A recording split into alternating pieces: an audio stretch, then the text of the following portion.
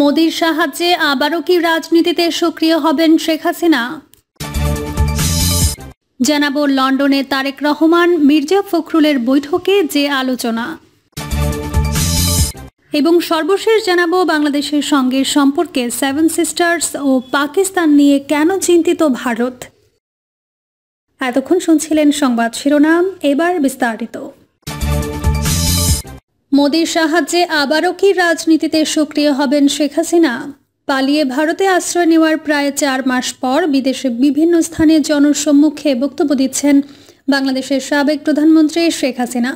গত সপ্তাহে তিনি যুক্তরাষ্ট্রের নিউ ইয়র্কে আওয়ামী লীগ আয়োজিত একটি অনুষ্ঠানে ভার্চুয়ালি যোগ দিয়েছেন এবং আগামী 8 ডিসেম্বর তিনি লন্ডনে আরও একটি অনুষ্ঠানে টেলিফোনে অংশগ্রহণ করবেন। বিবিসি বাংলাকে এটি নিশ্চিত করেছেন আওয়ামী লীগের সাংগঠনিক সম্পাদক খালিদ মাহমুদ চৌধুরী। এর আগে ইউরোপের 2টি দেশে একইভাবে বক্তব্য দিয়েছিলেন তিনি। এসব বক্তব্য দেওয়ার মাধ্যমে শেখ হাসিনা রাজনীতিতে টিকে থাকার চেষ্টা করছেন বলে মনে করছে বিএনপি। মূলত গত 5 আগস্ট ক্ষমতার পট পরিবর্তনের পর বিভিন্ন সময়ে আওয়ামী লীগ সভাপতি শেখ হাসিনার কিছু ফোন আলাপ সামাজিক যোগাযোগ মাধ্যমে ছড়িয়ে পড়েছিল। যদিও সেগুলো সত্যিই তার কথোপকথন কিনা তার স্বাধীনভাবে যাচাই করা সম্ভব হয়নি, তবে সেই রেকর্ডগুলোতে তার দলের নেতাকর্মীদের উদ্দেশ্যে নানা ধরনের রাজনৈতিক নির্দেশনা দিতে শোনা গেছে তাকে। কিন্তু ওই সব ফাঁস হওয়া কল রেকর্ডগুলোকে বাদ দিলে শেখ হাসিনা এবারই জনসম্মুখে বক্তব্য দিতে দেখা যাচ্ছে। তার এই বক্তব্যের অর্থ কি এমন যে শেখ হাসিনা আবার রাজনীতিতে সক্রিয় হচ্ছেন? বাংলাদেশ ও ভারতের মাঝে বর্তমানে যে ধরনের টানাপোড়েনমূলক সম্পর্ক চলছে, এর মাঝে হঠাৎ করে শেখ হাসিনার সরাসরি বক্তব্য দেওয়ার বিষয়টিতে অনেকেই মনে করছেন যে শেখ হাসিনা কিংবা আওয়ামী লীগ বিরতি ভেঙে ফের রাজনীতিতে সক্রিয় হচ্ছে। যদিও আওয়ামী লীগের সাংগঠনিক সম্পাদক খালিদ মাহমুদ চৌধুরী বলেছেন, আওয়ামী লীগ বরাবরই রাজনীতিতে আছে, তার নতুন করে ফিরে আসার তো কিছু নাই। নিউ ইয়র্কে শেখ হাসিনা তার বক্তব্যে যেসব দাবি করেছেন সেসবের অন্যতম ছিল বাংলাদেশের সংখ্যালঘুদের ওপর নিপীড়ন চলছে এবং তিনি ও তার বোন শেখ রেহানাকে খুন করার চক্রান্ত করা হয়েছিল ইত্যাদি। শেখ হাসিনা যা যা বলছেন তা দেশের স্বার্থে বলছেন উল্লেখ করে মিস্টার চৌধুরী আরও বলেন, দেশ এখন দুর্বৃত্তদের হাতে চলে গেছে। দেশকে, দেশের মানুষকে, দেশের সার্বভৌমত্বকে রক্ষা করতে আওয়ামী লীগের নৈতিক দায়িত্ব, কারণ আওয়ামী লীগ এই দেশের সৃষ্টির সঙ্গে জড়িত। এদিকে আজ বৃহস্পতিবার সাবেক প্রধানমন্ত্রী শেখ হাসিনার বিদ্বেষমূলক বক্তব্য গণমাধ্যম ও সামাজিক যোগাযোগ মাধ্যমে প্রচারে নিষেধাজ্ঞা দিয়েছেন আন্তর্জাতিক অপরাধ ট্রাইব্যুনাল। বিগত আওয়ামী লীগ সরকারের আমলে বিএনপির ভারপ্রাপ্ত চেয়ারম্যান তারেক রহমানের সব ধরনের বক্তব্য, বিবৃতি গণমাধ্যম ও সামাজিক মাধ্যমে প্রচার ও প্রকাশে নিষেধাজ্ঞা দেওয়া হয়েছিল। যদিও চলতি বছরের আগস্টে সেই আদেশ প্রত্যাহার করেছে হাইকোর্ট। যদিও শেখ হাসিনার বক্তব্য প্রচারের বিষয়ে আদেশের সমালোচনা করে মিস্টার চৌধুরী বলেছেন, এটি বাক স্বাধীনতা হরণ। তিনি বলেন, জন্মলগ্ন থেকেই আওয়ামী লীগ এই ধরনের নিষেধাজ্ঞা মোকাবেলা করে আসছে।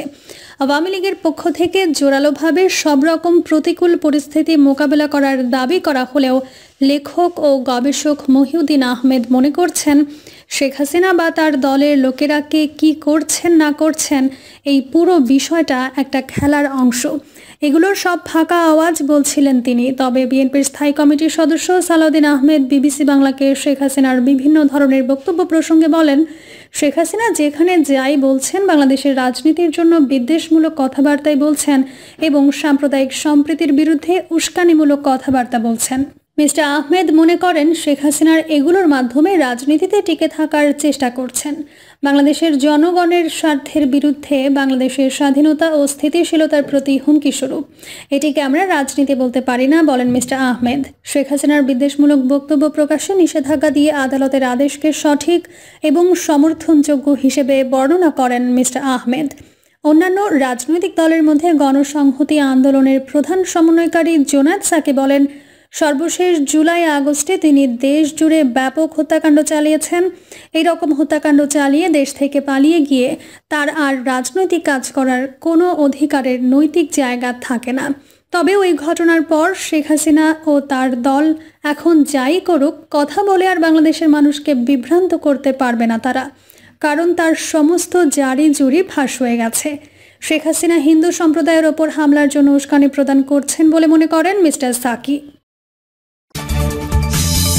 লন্ডনে তারেক রহমান মির্জা ফখরুলের বৈঠকে যে আলোচনা, দেশের সার্বিক পরিস্থিতি নিয়ে বিএনপির ভারপ্রাপ্ত চেয়ারম্যান তারেক রহমানের সঙ্গে আলোচনা করতে বর্তমানে লন্ডনে অবস্থান করছেন দলটির মহাসচিব মির্জা ফখরুল ইসলাম আলমগীর। ইতোমধ্যে তাদের মধ্যে প্রাথমিক আলোচনা সম্পন্ন হয়েছে। নানা বিষয়ে আলাপের পাশাপাশি অন্তর্বর্তী সরকার থেকে নির্বাচনী রোডম্যাপ ঘোষণার বিষয়টিও তাদের আলোচনায় থাকছে। বৈষম্য বিরোধী ছাত্র জনতার অভ্যুত্থানে গত 5 আগস্ট শেখ হাসিনার নেতৃত্বাধীন আওয়ামী লীগ সরকারের পতন ঘটে। 8 আগস্ট গঠিত হয় অন্তর্বর্তী সরকার। এই সরকারের নেতৃত্বে রয়েছেন নোবেলজয়ী অর্থনীতিবিদ অধ্যাপক ডক্টর মোহাম্মদ ইউনূস। অন্তর্বর্তী সরকার শুরু থেকে নানা বিষয়ের সংস্কারের পর নির্বাচনের কথা বলে আসছে। বিএনপিও জরুরি সংস্কার শেষে দ্রুত নির্বাচনের দাবি জানিয়ে আসছে। তবে অন্তর্বর্তী সরকারের পক্ষ থেকে সংস্কারের বিভিন্ন উদ্যোগ নেওয়া হলেও নির্বাচন নিয়ে তেমন কোনো উদ্যোগ দেখা যাচ্ছে না বলে মনে করছেন বিএনপির নেতারা। এই পরিস্থিতিতে করণীয় ঠিক করতে লন্ডনে অবস্থানরত দলটির ভারপ্রাপ্ত চেয়ারম্যান তারেক রহমানের সঙ্গে বৈঠক করতে লন্ডনে গেছেন মির্জা ফখরুল ইসলাম আলমগীর। বিএনপি সূত্রে জানা গেছে, অন্তর্বর্তী সরকারের কাছ থেকে নির্বাচনী রোডম্যাপ আদায়ের কৌশল নির্ধারণ করা, বিএনপির রাষ্ট্র কাঠামো মেরামতের 31 দফা রূপরেখার অধিকতর প্রচারণা ও কার্যকর করা, দলকে সাংগঠনিকভাবে আরও গতিশীল করার লক্ষ্য নির্ধারণ করা, বিএনপি চেয়ারপারসন খালেদা জিয়ার বিদেশে চিকিৎসা ও তারেক রহমানের বাংলাদেশে প্রত্যাবর্তনের বিষয়ে বিস্তর আলোচনা হওয়ার কথা রয়েছে দুই শীর্ষ নেতার বৈঠকে।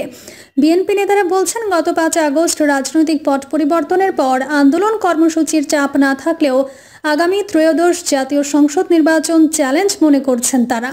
সেজন্য নানা কৌশলে এগোচ্ছেন দলটির নীতি নির্ধারকরা। বিএনপির নীতি নির্ধারণী পর্যায় থেকে বারবার বলা হয়েছে, বিদ্যমান পরিস্থিতিতে ফ্যাসিবাদী ষড়যন্ত্র মোকাবেলায় এবং নির্বাচনী রোডম্যাপ ঘোষণা, এই দুই ইস্যুতে মাঠের কর্মসূচি অব্যাহত রাখবে দলটি। তারা রাষ্ট্র কাঠামোর সংস্কার এবং নির্বাচনী প্রক্রিয়া দুটি সমান্তরালভাবে চালানোর পক্ষে। ডিসেম্বরের মধ্যে রোডম্যাপ না পেলে আগামী মার্চ থেকে কর্মসূচি দেওয়ার সিদ্ধান্ত হয়েছে দলটির সর্বোচ্চ নীতি নির্ধারণী ফোরাম জাতীয় স্থায়ী কমিটির বৈঠকে। এই পরিস্থিতিতে দলের মহাসচিব লন্ডন সফর করছেন।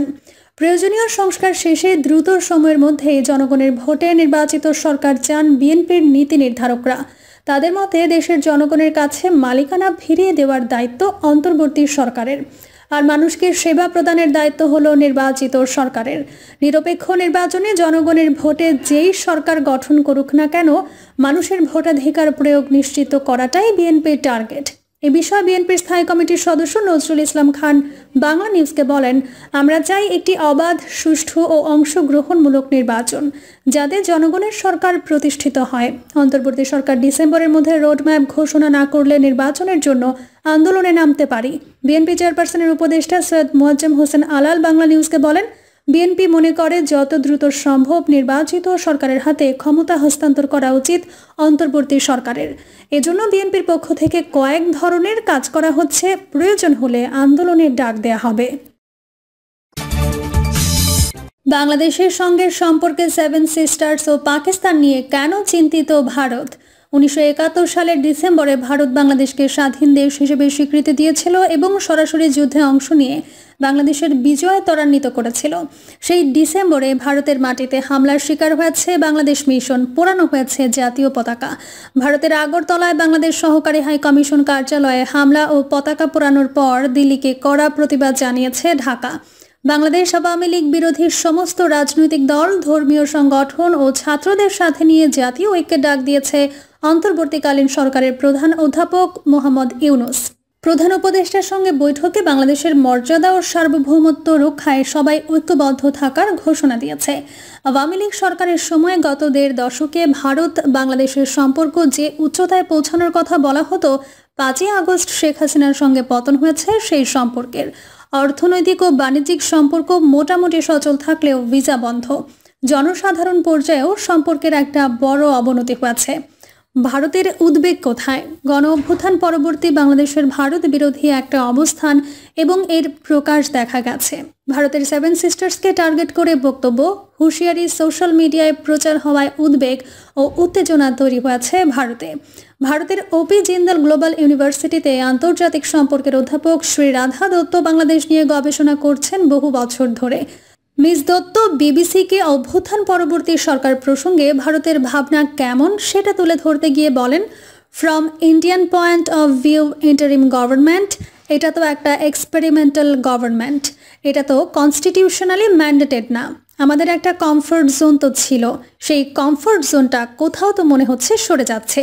আওয়ামী লীগ চলে যাওয়াতে আমাদের মেইন দুর্বলতা হচ্ছে যে আমাদের যে সিকিউরিটি কনসার্নগুলো অন্য কেউ বুঝবে কিনা। প্রিয় দর্শক, এই ছিল এখনকার সর্বশেষ সংবাদ। আপডেট সব সংবাদ পেতে চ্যানেলটি সাবস্ক্রাইব করে বেল আইকনটি ক্লিক করে রাখুন।